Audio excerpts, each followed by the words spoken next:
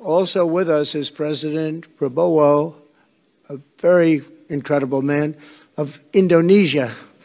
President, come on.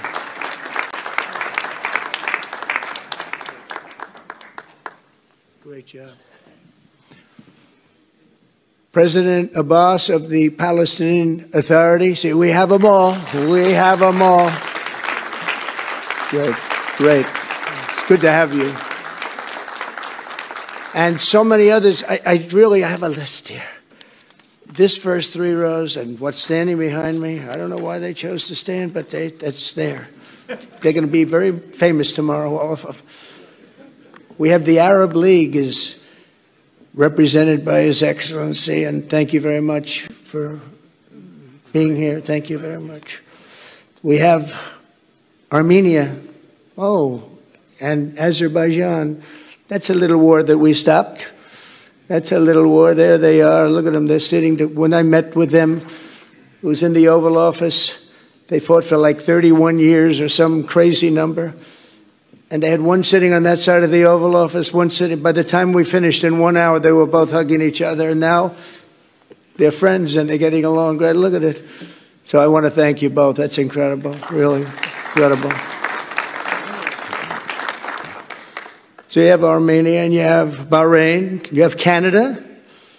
It's so great to have, in fact, the president called and he wanted to know if it's worthwhile. He knew exactly what it was. He knew the importance. Where's Canada, by the way? Where are you? Where are you? He knew the importance of this. He said, I want to be there. So many people have done that. They called. I mean, they heard about it.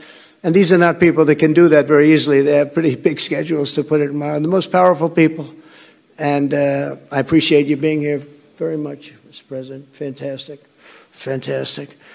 And Cyprus, Egypt, the European Union, it's a lot of countries. France, thank you very much, Emmanuel. I would imagine Emmanuel standing someplace behind me. Where?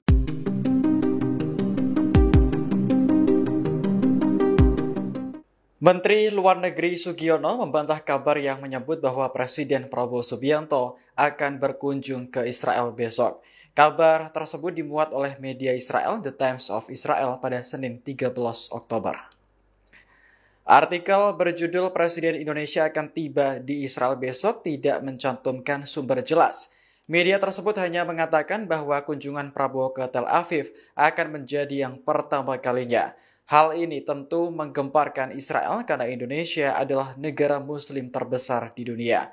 The Times of Israel juga mengungkit pidato Prabowo di PBB pada September lalu yang dianggap memberi kesan baik kepada Israel. Apalagi Presiden Indonesia menggunakan salam penutup multi-agama termasuk Yahudi. Saat dikonfirmasi mengenai kabar Prabowo akan ke Israel besok, Menteri Luar Negeri Sugiono dengan tegas membantah. Ia memastikan kepala negara akan langsung pulang ke tanah air seusai menghadiri konferensi tingkat tinggi perdamaian Sharm el-Sheikh di Mesir. Pada KTT ini, Prabowo akan menyaksikan upacara penandatanganan perjanjian perdamaian dan penghentian perang di jalur Gaza. Sejumlah kepala negara juga akan hadir seperti Presiden Amerika Serikat Donald Trump hingga Raja Yordania Abdullah II. Dikatakan pasukan pertahanan Israel IDF diinstruksikan untuk bersiap membongkar jaringan terowongan bawah tanah Hamas di jalur Gaza, dan perintah itu diungkap langsung oleh Menteri Pertahanan Israel Katz, tepatnya setelah pemerintah Israel menaikkan kesepakatan gencatan senjata dengan militan sayap kanan Hamas. Katz menyebut operasi pembongkaran terowongan ini sebagai tantangan utama bagi Israel setelah fase pemulangan sandera tribuners.